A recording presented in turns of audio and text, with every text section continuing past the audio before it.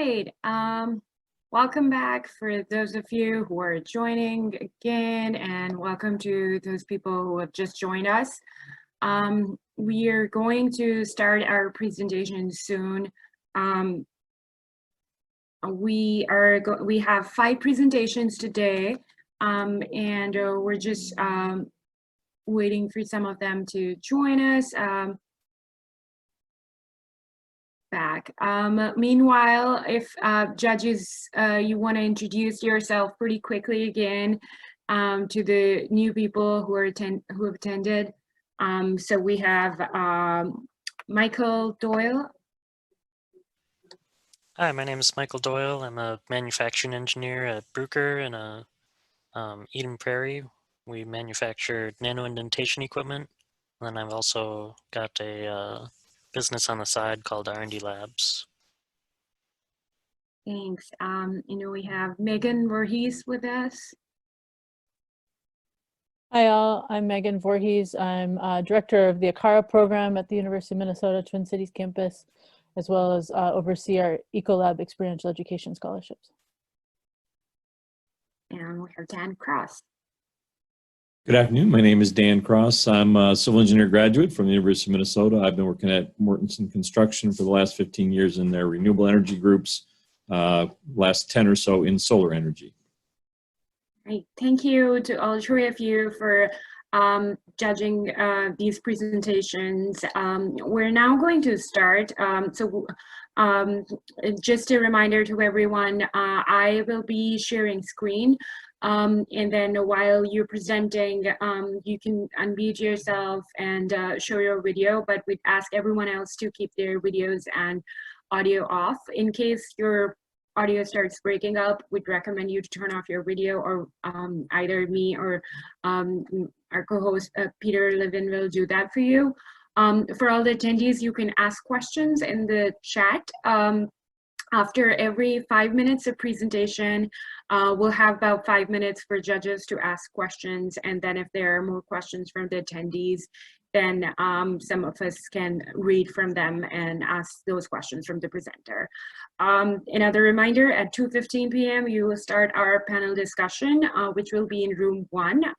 And the Z-link for that is z.umn.edu/expo room 1. All right, and so first we have Stanley. Stanley, I'm going to start the presentation, and then you can let me know when to move next, and I will move next. Sound good? Sounds good. All right.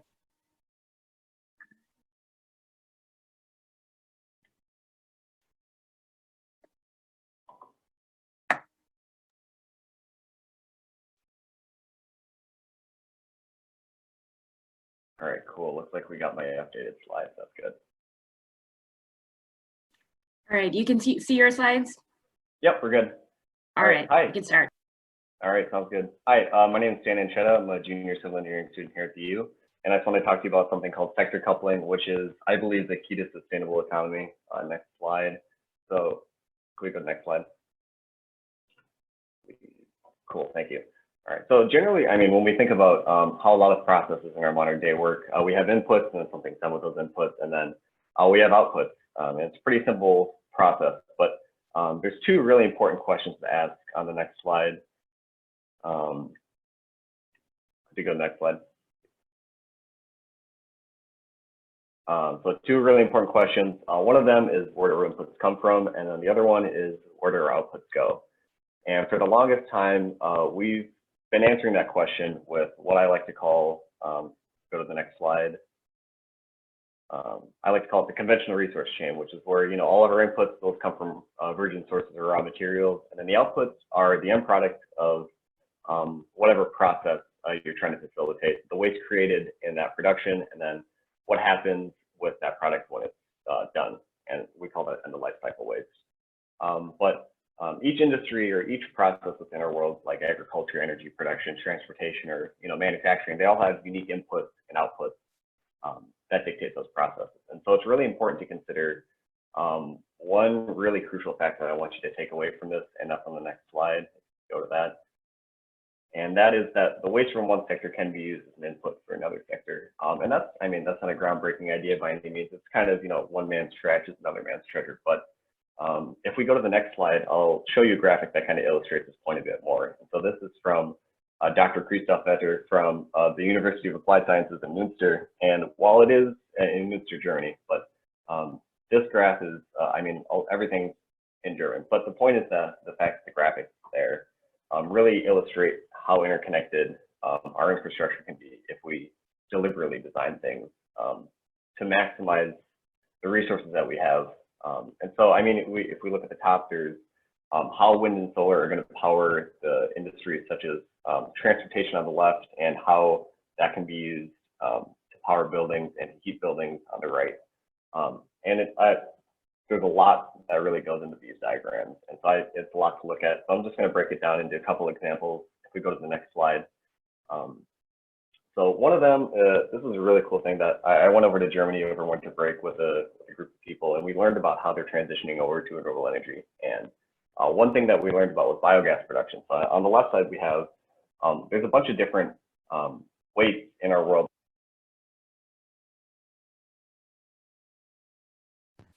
We have crops, waste, and also food waste. And what we can do with that, waste is we can put in something called an anaerobic digester, which allows microbes to break those wastes down into two things. First of all, it breaks it down into biomethane or biogas, which can be used to heat buildings or generate electricity, but it can also be used to fuel cars, and it can also be pumped into the gas grid as a substitute for the natural gas that we're already using. So that minimizes the demand for us to drill into the earth. But also another thing that it produces is digestate, which can be used as a fertilizer, also as soil amendments or for livestock bedding. And so that's a really great way to utilize the waste from a bunch of different industries and to funnel them into something that can actually be really useful for a lot of people. And if we go to the next slide, cool, okay, you can see my headphone shut off. I'm not sure what the deal is with that, but we also have what's called industrial heat recovery. Oh, can we go back real quick? Oh, all right, thank you. Yeah, so another thing is industrial heat recovery. So there's a lot of manufacturing processes that use a lot of heat, I mean, such as steel, glass, cement, and textiles. And there's a lot of heat waste that is associated with that. And engineers have now been able to develop technologies that allow us to basically capture that heat and to reapply it into other places where it could be useful for us, such as water heating, space heating, or it's more popular in Europe than it is in the US, but if you have the right setup, you can also use that excess heat for district heating. But if we go to the next slide, the moral of the story is the fact that, you know, everyone here listening in today is, you know, part of something different. Everyone's part of a different sector. So I really want you to consider the inputs that you take in and see that really take stock of what you're taking in and see if you can find it from somewhere else that is treating it as waste. And on the other hand, consider how you can make the waste from your sector, or make the waste from your sector useful for other people. And yeah, that's sector coupling for you in a nutshell. Thank you.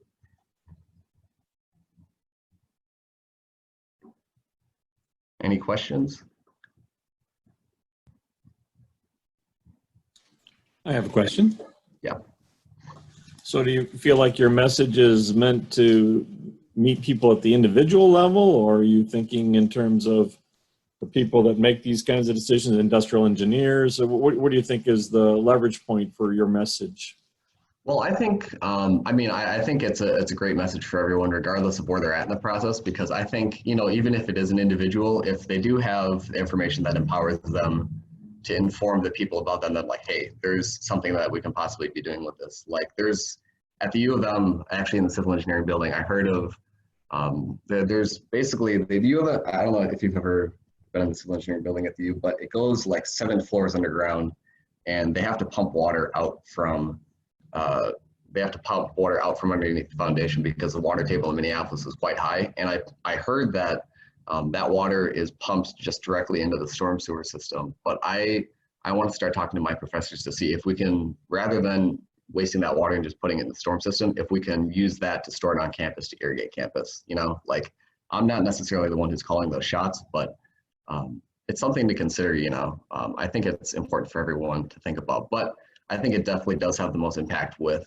the people who do make those like authoritative decisions. I guess it's the long-winded answer to your question, if that answers it.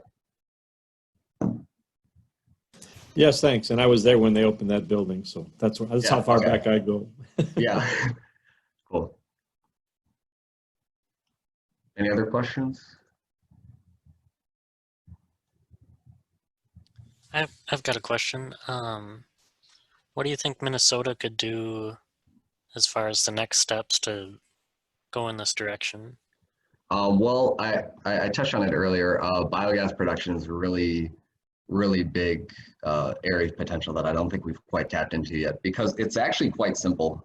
As far as, so when I went to Germany, we visited this one city called Saarbeck, and they had this wonderful implementation of wind, solar, and biogas production. But yeah, biogas production is actually quite easy, because you basically just have to identify a large source of organic waste. I mean, the city of Minneapolis has a pretty extensive stock of organics because they've started composting more. But I think biogas production would be really big, because there's a really high demand for natural gas, but there's also a lot of organic waste that we as a society waste every day. And so I think, personally for me, I think biogas production would be a really good first step into getting more sectors coupled, I think is what I'd like to see. Yeah, I think there's a apartment building that's being built in St. Louis Park that is integrating that technology. Oh, cool. And then they're basically taking the waste from neighbors and turning it into energy. So yeah, and that's exactly it, you know. And I think it's great to see it on like a small scale, because I mean, a lot of people have, you know, like their own, a lot of people have like dedicated compost things and things like that, but seeing it on like a large like a municipality level, I think is really powerful, because that way you have a lot of potential for really high yield, and just being able to consolidate all those processes rather than having just a bunch of small ones, I think probably leads to a larger overall product. cool, thanks. Dan, Yeah. do you have any reflections or insights into why we're not farther along here? I can't say yet, honestly. I mean, there's a lot of different motivators for it. I think it's just, it might also just be the mindset we have towards waste. I feel like a lot of people just view waste as something that it's kind of like an out of sight, out of mind kind of thing.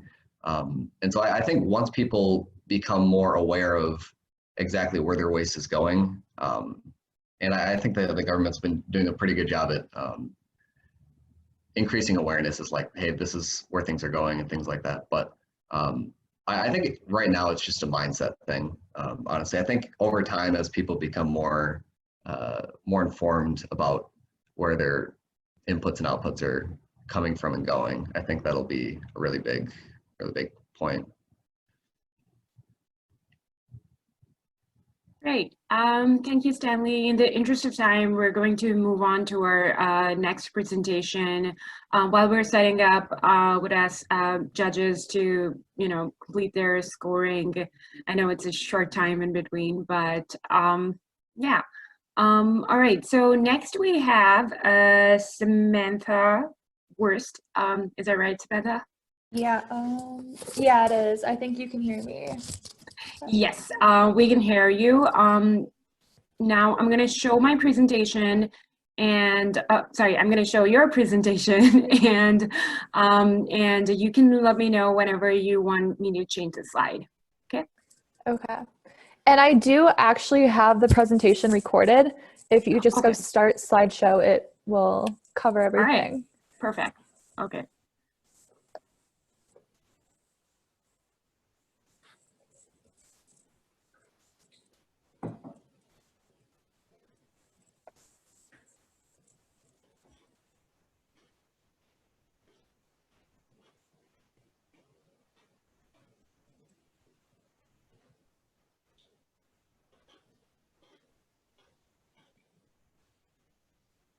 Is there sound in the first view? Yeah, there should be like, it should be like set up as a video and able to play.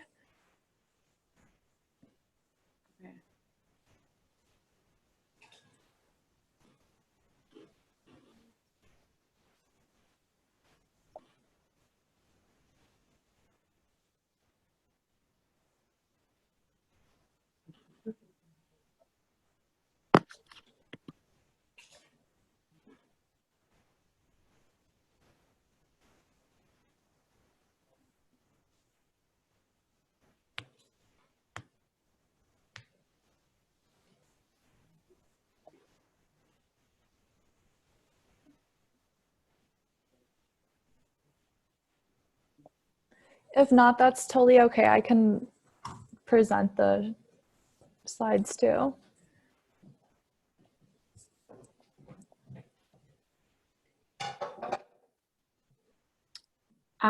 Just a second, let me just do one last thing, and then if not, then you can share. Okay. Your is Tidal Technology Farms, right? Yep.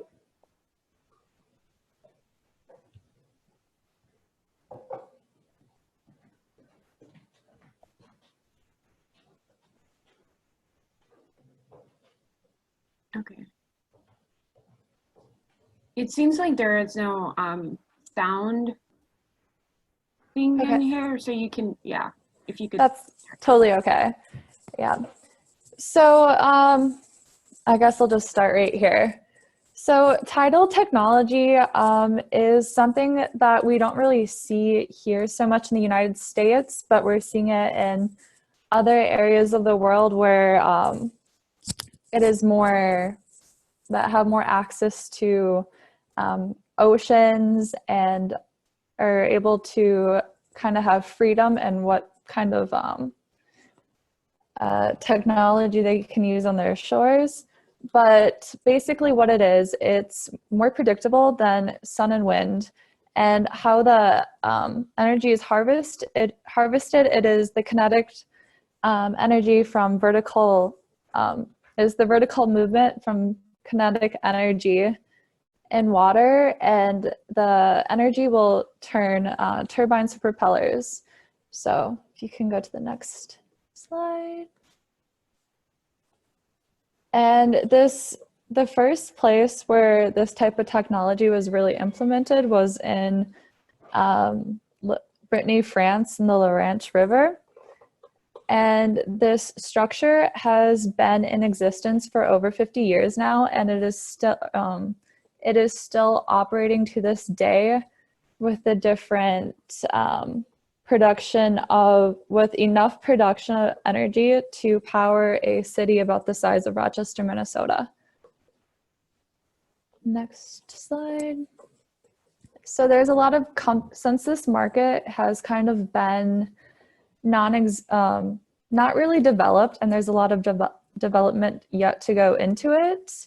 You're seeing several different companies worldwide working on growing this market, but the technology has kind of been, there hasn't been one exact design or system that has been stuck to. It's kind of been in different areas.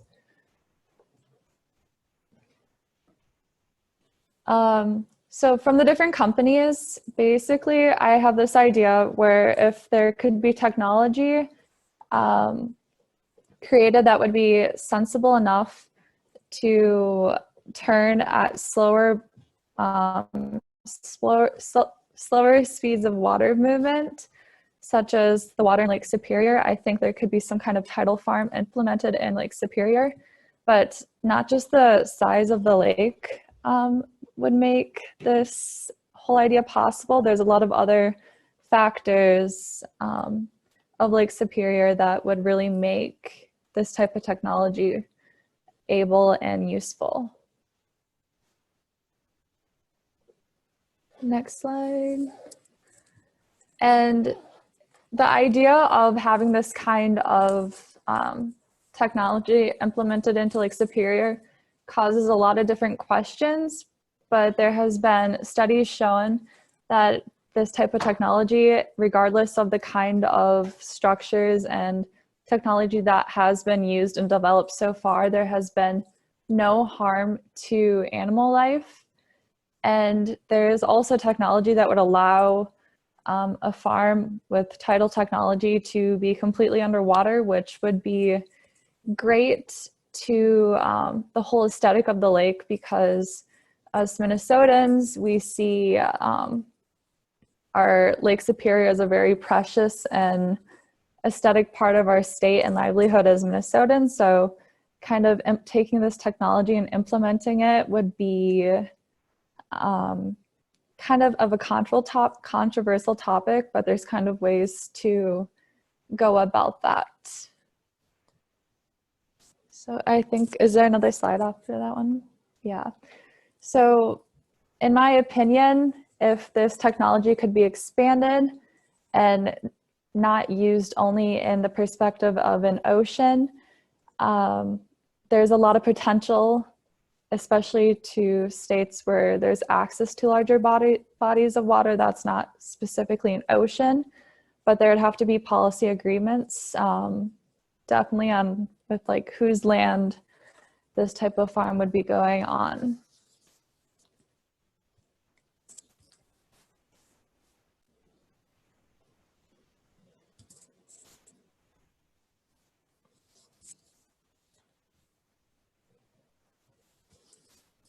Great. I think that's the end of your presentation. Thank you so much, Samantha, for going along even with the technology hiccup.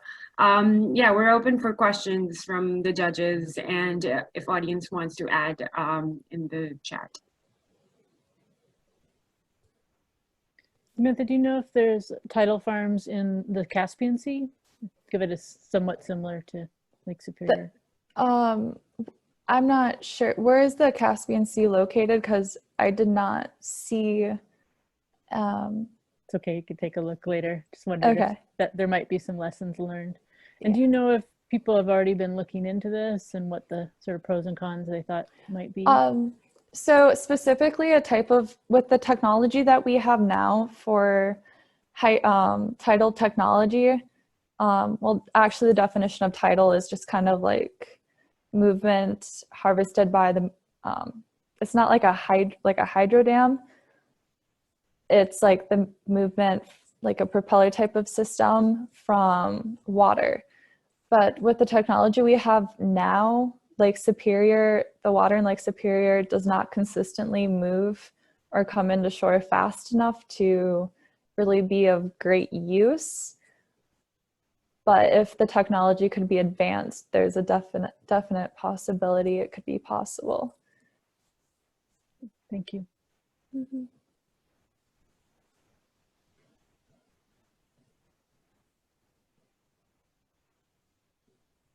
I have a question. So in the application in France, has it been all a success story, or have they got any lessons that you've learned? What's worked out there with that system? What has not worked out well?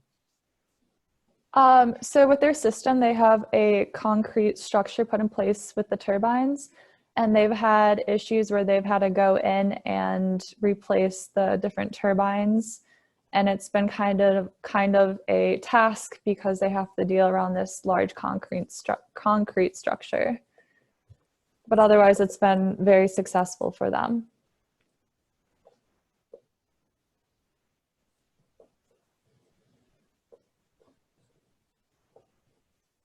Thank you. Thank you. Thank you, Samantha, and thank you for judges for asking your questions. We're going to move on to our next presentation now. So we have Meghna Subba, is that correct? Yeah. All right. So I'm gonna share my screen. And you also have pre-recorded audio, right? Yeah. Let's see, I see audio files here, so let's see if this works.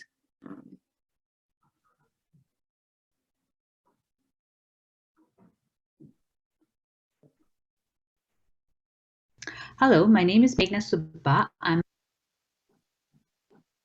first-year students of Masters of Development Practice at Humphrey School of Public Affairs. Today I'm presenting a step-by-step guide to artist-led development and renovation of vacant spaces in Southwest Minnesota. This process is guided by using a creative community design build process. The CCDV process is a way of engaging artists to work in a community to revitalize underutilized properties in small town in the region. Hello, my name is Meghna Subba. Hello, my name is Meghna. This process is guided. Just a second. Yeah. Give me another. It was working before and.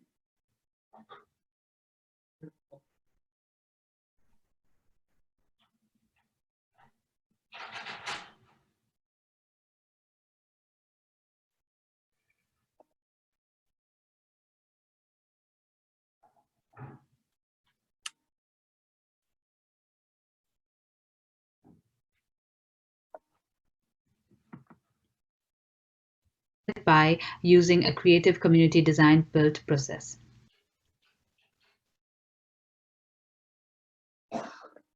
Before we move forward with our step-by-step approach, we need to pause to ask question, why do we need to reimagine vacant spaces?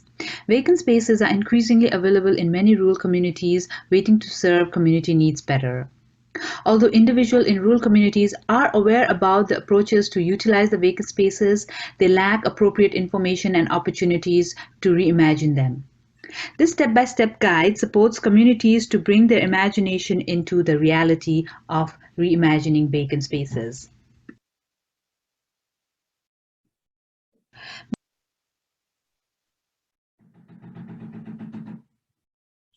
In this presentation, I will share the steps with a practical application on the Yes House project. Yes House is a radically welcoming creative community gathering space designed and built adapting the CCDV process in Granite Fall, Minnesota.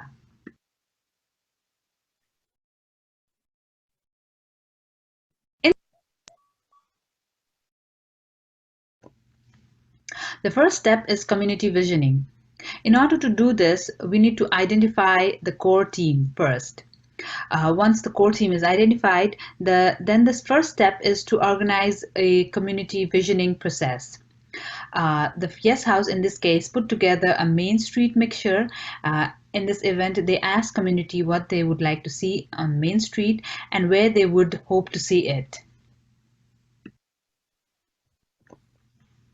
The first If you don't know what spaces are available in your community, you could try to cover a collective community mapping using friends and neighbors to identify potential spaces, or talk to the city council for properties, organize the community work down Main Street. In case of Yes House, the space was donated to the Department of Public Transformation as long as there's a pledge for nonprofit to use the building for something good in the community. If you don't know your local arts community, step 3 is about identifying local or regional artists. One way you could do that is by reaching out to local organizations such as Department of Public Transformation, the Southwest Minnesota Art Council, Springboards for the Art, Ratho's Places Reimagined. In case of Yes House, they use existing relationship as a networking opportunities to locate artists who could collaborate on the project. In this step, we identify designers and architects to be involved in the process. We should look for the community-minded architects and designers who are interested about translating and articulating community vision into the emerging space. The Yes House worked with the Southwest Minnesota Housing Partners to work with the architect. Designer Miranda Moen, a local architect with a particular interest in renovating rural building, was involved in designing the project. In this step, the step 5 is about creative community design process. In this process, we invite community for their comments and feedback on the design. Once the architects and designers are involved, we look at opportunity at how we can involve community in shaping the emerging space. The Yes House in this case moved with asking people what's possible at each stage. They were holding different events in the space as it is in transition.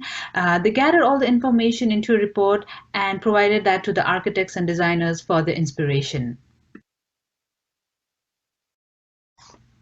In this process, we engage how the creative contractors in the design process. From the early stages of the design, there should be a connection between the architects with the local contractors that will be doing the work. In case of Yes House, all the contractors were fellow collaborators in the design process. They asked for and invited their creative contribution in renovating the project. How do you fund the project? Step 7 is about creative fundraising. It is a challenge to find capital dollars for rural project. It requires resourcefulness, energy, creativity, and excitement originating from the core group of the supporters. In case of Yes House, they hired a capital campaign consultant to help them think through their fundraising efforts. In this step, we invite community for the build process. The local residents are invited in for a series of workshops. This is a fun and exciting celebration where people come together to construct the blank canvas upon which the visions are made. The Yes House goal is to invite people in once a month to participate in whatever phase of construction is occurring in the renovation. The last and final stage is celebration. Once each phase of the work is complete, be sure to celebrate with the community, honor the hard work, dedication, and support that has been given to the project. This project showcased the community resiliency and sustainability. The CCDV process, through this guide, showcased a strong sense of community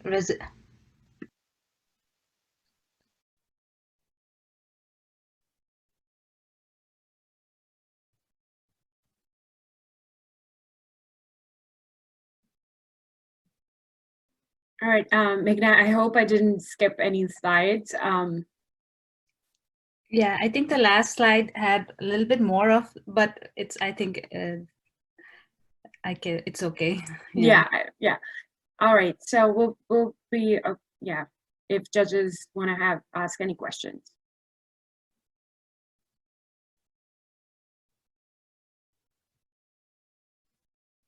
Given the sort of complexity of the slides in the last minute, maybe not coming together, is there anything that you just really want to say about the full presentation? Yeah. Okay. So the CCDB process is a way of bringing the community together. Through this process, the community can leverage on their social capital and kind of see the strength and weaknesses of what the community has, or what they can bring in, or from where they can bring in additional resources for them to get the support in building this vacant spaces. The other I'm sorry, the slide is not in front of me, so I'm just remembering what was in it. The other thing was how the community takes in charge of the leadership process, and how they are involved in every stages of the build and design process. So they are in fact at the forefront, taking in charge and taking the leadership of this the entire build and design process. Since there is a sense of a co-ownership of the spaces that has been once developed, there is a kind of a sustainability involved inbuilt within the project to see what it would be like in the future, in coming years, and and so that they can, like, hopefully pass it to the next project that is going to be built in a similar CCDB process. Thank you. Thank you. I have a question. So in a lot of small communities like Granite Falls, there are plenty of vacant buildings. I'm wondering, does part of your process help the community prioritize or evaluate what their opportunities are? Yes House is one of the first building that was being built, renovated using the CCDB process. I agree with you, there are a lot of vacant spaces that are available, but the next step is then to identify how we can break into that process of getting in charge of the renovation. So so I think that once we have this particular case study and the processes documented, we can showcase how it is going to be used to build for the next vacant spaces. Okay, thank you. All right, we're going to move on to our next presentation. We have Katelyn France. Yep, that's me.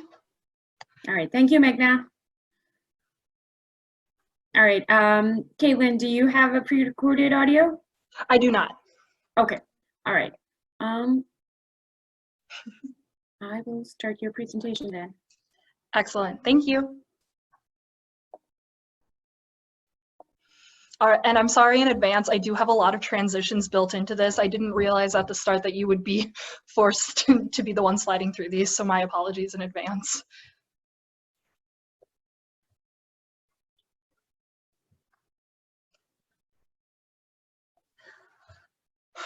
All right, everyone. Hello, my name is Katelyn France, and my project is entitled Sustain, Emphasis on Us, the Social Side of Sustainability and the Importance of Integrating Life Cycle Thinking into the American School Curriculum. Next slide. All right, and you can go ahead and click again. Perfect, and stop. Oh, all right. So I'd like to talk a little bit about why I did this project, as we see down here. So I have two majors, German Studies and Biochemistry, and why is the first question I get after announcing this, immediately followed by, do you want to work in a brewery? And I don't. I really just love German culture. Auch es ist ganz cool, dass ich kann sprechen, and so forth. But I really love taking cultural aspects and uniting them with my love of all types of science. So if you want to click to the next slide, thank you. All right, so up on the screen, it looks like I have a lot of algebra, but I promise there's no math involved. We're going to be talking a little bit about the drei Säulen, or three pillars model, and the interplay of these three parts that lead to the overall life cycle sustainability assessment. So the first part that we have up here is the environmental life cycle assessment. This is what we think of when we think of determining how sustainable something is. This is how we take our qualitative thinking and turn it into a quantifiable amount that we can measure and give change to. Go ahead and hit the next. Thank you. The next question we have to ask is, of course, the American question. How much is that going to cost me? And this is where we look at the different costs, but this is only physical costs. Next thing, it fails to take into account our social costs. And this is something that's really difficult to quantify, as when you think of social things, it's really hard to put a number to these things. So instead, we're going to look at social indicators and social concerns. And these three things together give us our overall life cycle sustainability assessment, the ecological, economical, and societal factors together. Next slide. All right, go ahead and click all the way through so all the pictures are up. Thank you. Excellent. Oh, again, I'm so sorry about the way I have this set up. It really works a lot better in person. To put things into perspective, I'd like to talk about winter mangoes. As Americans, we like to think, yeah, I recycled, I'm so good at environmental sustainability, I'm so green, and then we eat mangoes in Duluth in January, and those aren't exactly native to my area. We often fail to think about our impact as consumers, about the resources that go into growing these things, and the processes involved in our purchase. Whereas the German society is really good at thinking from cradle to grave, and they take into account the entire product's life cycle, from extraction, processing, production, distribution, transport, use, consumption, recycling, disposal. All of these things together give us a life cycle thinking assessment. Next slide. Perfect. All right, so this next slide here, now that we've understood this thinking process, how can we successfully implement that? And the answer, of course, lies within our most valuable and sustainable resource, children. Sounds a little scary, but allow me to explain. So looking at these two pencils here, you'll see a wooden one and the traditional lacquered American one. And when you're presenting these pencils to children, the German is going to pick the plain wooden one and the American is going to pick the yellow one. But why? When and why do these intrinsic thought processes occur? And how do we implement them? Here in the States, we tend to be really good learners, but we're self-centered. We need to be able to relate to the material. As you may know, here in Minnesota, we have a couple lakes, 11,842 to be exact, and I personally think they're all really cool. But kids are going to care about problems that directly affect them and care more about water that they've been in before. And that's why the lesson kits in my research project all involve local water systems. Kids use different materials, both man-made and natural, to solve a simplified ecological problem. In this case, they're going to work through to try to reduce water pollution. By doing these kinds of hands-on community-focused projects, we allow kids to work on issues that are actually going to matter to them. Because when they are able to relate to the material, they're able to relate to the cause, and this hopefully leads to a desire for change. Go ahead to the next slide. Excellent. All right, so now in basing our project off of a German model, I need to make something clear. Germans are not the only ones utilizing life cycle thinking processes, nor is their use of it perfect. The reason that Germany overall is so successfully green-minded is because there's an entire culture surrounding environmental sustainability. In all likelihood, implementing a greener future here in the States is going to take a lot more than just me producing some kits to be taught as school lessons. It's going to require an entire culture of consciousness. And by being here today, you're already supporting this culture. So thank you so much. Great work, everyone. Let's keep this moving forward toward a more environmentally sustainable future, even if that means sacrificing our winter mangoes. Thank you. Then the other slides here are available if there are questions, which I usually get a few about my process. So whenever you guys are ready. Do you want me to keep sharing your slides for questions? Yeah, if you would keep them up, that would be great. Okay. Thank you. Okay. Yeah, people can ask questions. I have a question. Absolutely. So the more current thing is now cradle to cradle, not cradle Absolutely, to grave. yeah. And that's something that we're taking into account, and that's why I have this picture here. So excellent segue. So the start of this process really begins, as I've talked about, in children, in the home here, pictured in the middle on your right-hand side. And it shows that it's a continuous cycle. These products never really end. So when we're able to approach it from cradle to cradle, we look even beyond the end of the life cycle process, and we look from beginning to the other beginning. And so this is really where recycling, reusing, those aspects are really what we're trying to highlight. And in our projects, what we've done, so we base it mostly off the dry Zoyla, the German model, but I also really love the Menominee model of the indigenous tribe based in Wisconsin, and they factor in 6 different things that really give a uniqueness to their approach to it. And in doing both of these projects, we can look at, you know, these man-made materials, so using plastics to reduce, but what happens to these plastics? What are the unintended consequences versus we have kids using charcoal, sphagnum, moss, and different more natural things, and kind of looking at, well, the end of this life cycle is biodegradability. And so in encompassing that entire mindset where the cycles don't really end, they kind of just overlap in more of an infinity symbol than a true circle with cradle to cradle. Great question. So would you say that you're trying to use market forces, kind of shape the mind of the individual to then go into the market and think these things through when they're making their product choices? Absolutely. We're trying to get kids to understand that, you know, in being a part of a society, every action that we have has a direct influence, and in understanding kind of more, we're trying to get them to think a little deeper than, well, I want a pencil, so I'll pick up this yellow pencil. Why do you pick the yellow, more colorful one versus just a standard wooden one? And kind of getting them to understand how even decisions that kids make have an influence later. And when we can encourage them from a young age, this then makes those intrinsic thought processes easier as adults. That's what we're trying to prove. Obviously, with the COVID-19 has put a damper on collecting our research, but in trying to find, again, turning qualitative data into quantitative data, I have been working with a social scientist, Dr. Daniel Lawson from the University of North Carolina, in creating a survey so that we can turn these qualitative research points into quantitative data for us to analyze.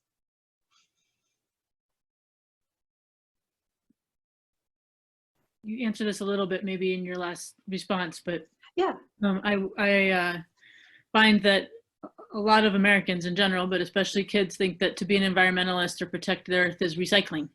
Yeah, exactly. And that's it beyond that.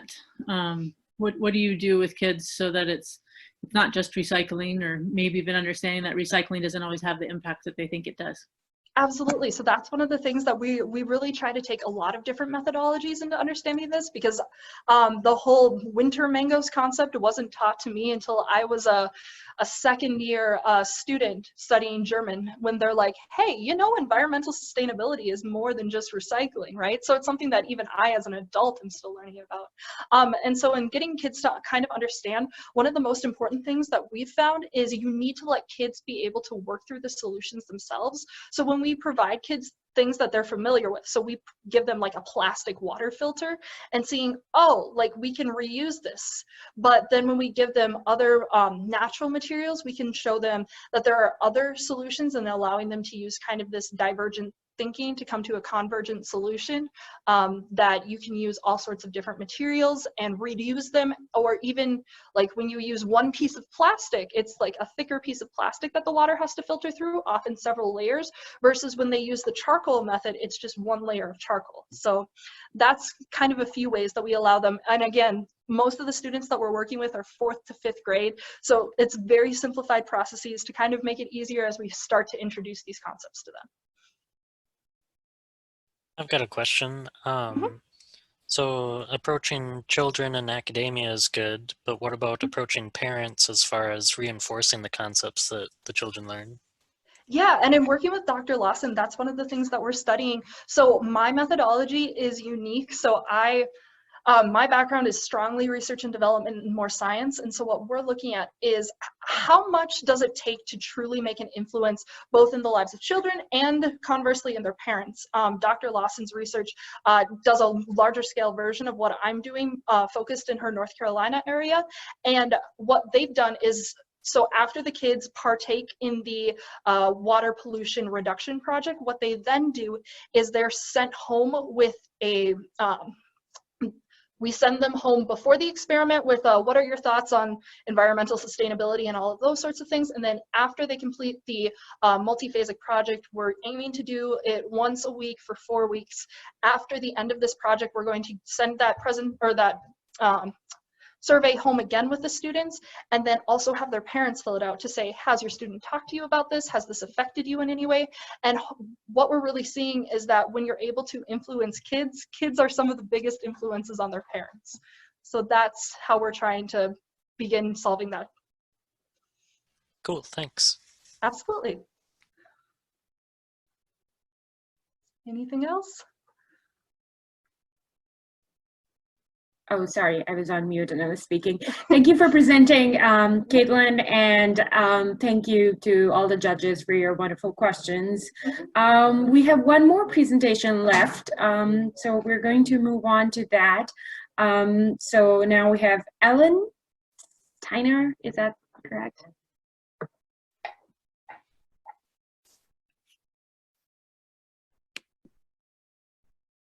Hi, Ellen. Hi. All right, so you have a pre-recorded video. I will share that and then we can move on to questions. Sounds good.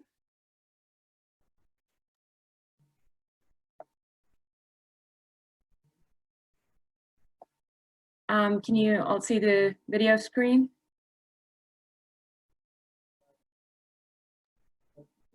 Hi, my name is Ellie Steiner and I'm here today.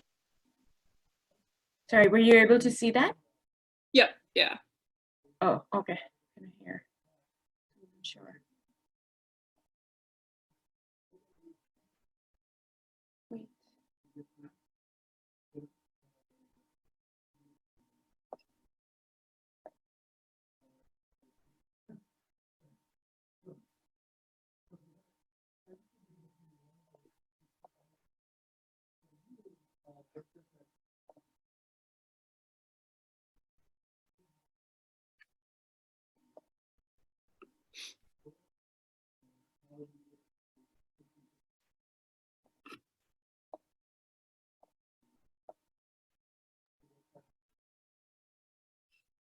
Hi, my name is Ellie Steiner and I'm here today to talk to you about combating renewable-driven grid intermittency with solar storage options both in Germany and Minnesota. So if you're listening to this today, I'm guessing you probably know a little something about the push for the implementation of renewable energy. One way that we can do this is through solar panels, and I actually gained interest in this topic on a winter break trip I took to Germany about the renewables revolution. So Minnesota and Germany are two places taking steps in this revolution. Minnesota has its 2025 Energy Action Plan, which has the goal to develop indicators and action plans to significantly advance a number of strategies and technologies for clean, efficient energy in Minnesota between now and 2025. And then in Germany, it's the German Energiewende, and the Energiewende is Germany's answer to the question of how they can make the energy supply secure, affordable, and sustainable. In 2019, Germany hit 46% renewable energy, with solar energy taking a 9% market share compared to just 1% in Minnesota, which is actually a more viable option for solar energy. And then these numbers are expected to get higher in the coming years, with Germany's goal of 65% renewable energy by 2030.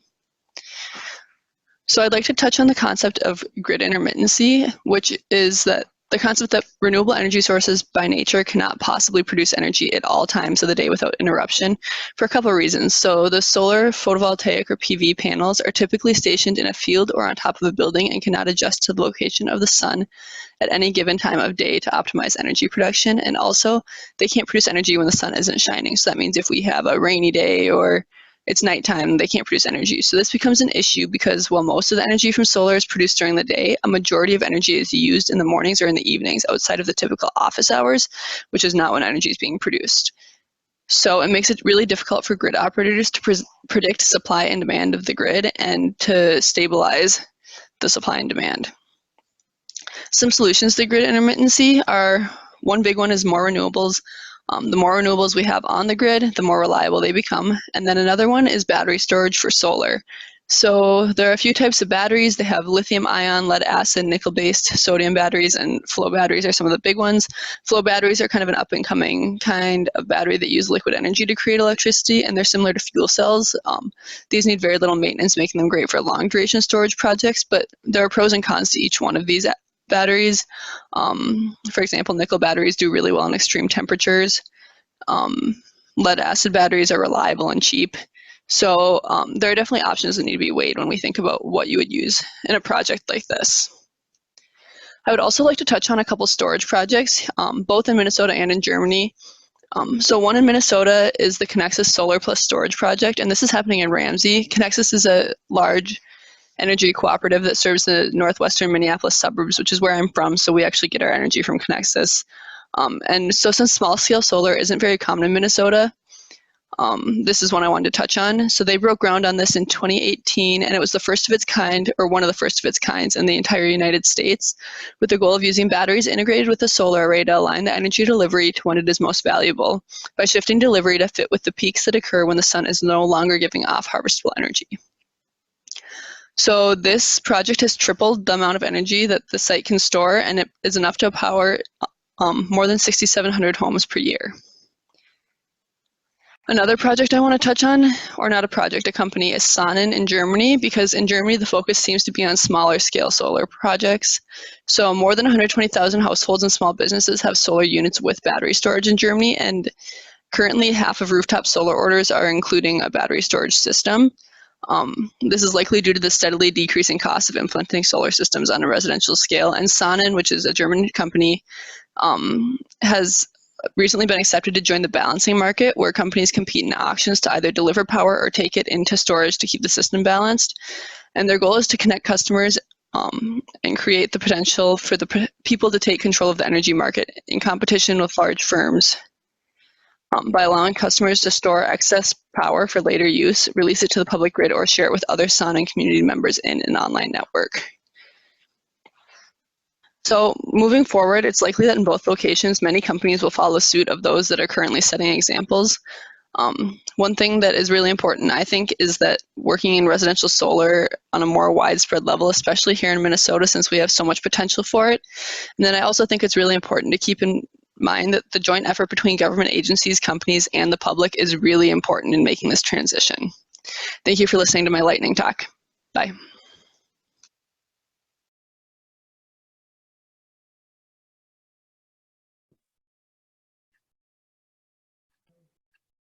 Thank you, Ellie, for your presentation.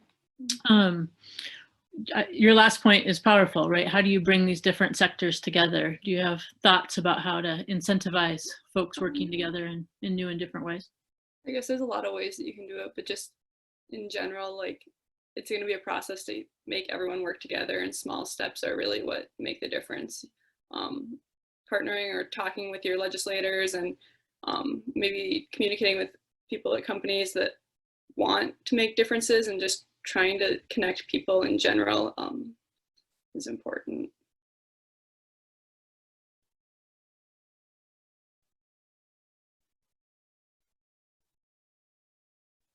I have a question. So intermittency obviously is a big problem for solar and also for wind.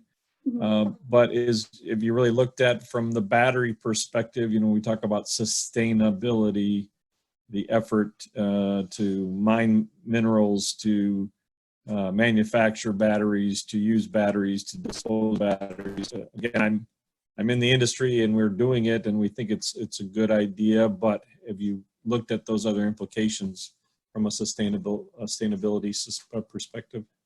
Yeah, and there are problems with it, but that's kind of with anything moving to renewables is the manufacturing is a problem, but as we get more renewables on the grid, that's going to become less of a problem. So I think that we just really need to keep pushing for renewable energy, and the change will come at the pace it's supposed to come, and eventually it will be a sustainable practice that is easier to comprehend.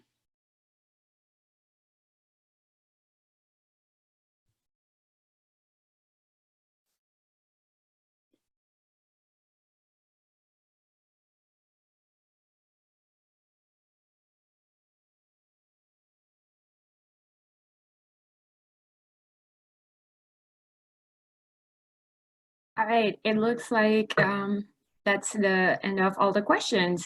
Thank you, Ellie, for presenting. So now, and thank you to all the presenters who presented in this breakout room. So we had 5 presentations. And I want to thank all the judges, Dan, Megan, and Michael for your questions and judging the presentations. Now, Peter, you're going to share your screen. We're going to move on to room 1, where we'll have our panel discussion starting at 2:15. And after that, we'll have a closing ceremony where we'll, you know, have some closing remarks and announce prizes and winners. So thank you all, and yeah, I encourage everyone to move to room 1 because we'll be starting in 15 minutes over there. Thank you.